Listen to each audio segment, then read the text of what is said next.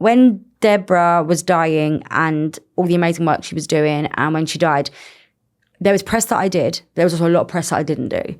And the press that I did was stuff that I knew Deb really wanted to get out there. It was publications that I trusted and people that I trusted to talk to. Since Deb's death, and when it's relevant, like I am now, I'll talk about my friend because it's still like very recent. And it's of my own accord. But there would have been a lot of interviews where I've seen the preliminary questions and they could be talking to me about the Estee Lauder breast cancer campaign I'm a proud ambassador for.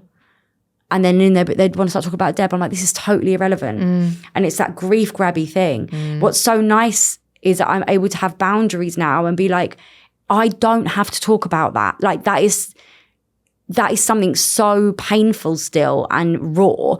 Why do, like, it's so clickbaity and grabby. And it's not actually, I will sing and dance and gush about my friend till the cows come home. I do that with my friends. We do that with her family. It's not for public consumption.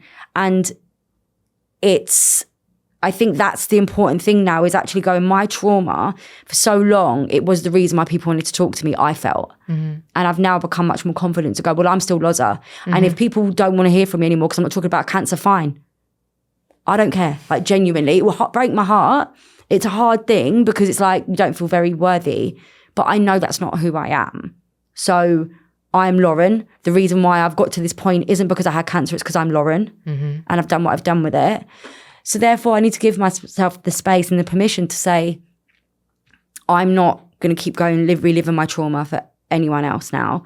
I've given a lot of myself and now I'm just excited to do the cancer stuff, but on my terms, and then see what else is out there because, you know, it's been a long time I've been doing this and making it a priority, and I think I owe it to myself. I'm not doing anyone that I've lost to cancer any justice by living in cancer because they would have done anything to not be in that situation. So that's where I've come to now. How is it different while still there being elements of the same thing? Because your charity is still going to continue and you're still going to do the work that you're doing. It's not about my trauma. It's about my community and the needs of them. So the thing that bonds us is that we've all been through the same thing. Everyone has a very different cancer experience. No one has the same one. And what it's allowing me to do is take the passion that I feel inside and my lived experience, but use that as a catalyst to push forward for the community. So like being able to kind of put an arm around them. One of my big skill sets I now know I have is I really feel like I'm good at communicating, and I seem to have a way of bonding with people, and that I love connecting people. So in that respect, it's like I can go into my charity and go to my community and speak to them about what's going on and be like, okay, so this needs to change. And then I can use my creative side to be like, okay, so this is how we could talk about it differently. Who wants to come on board with this?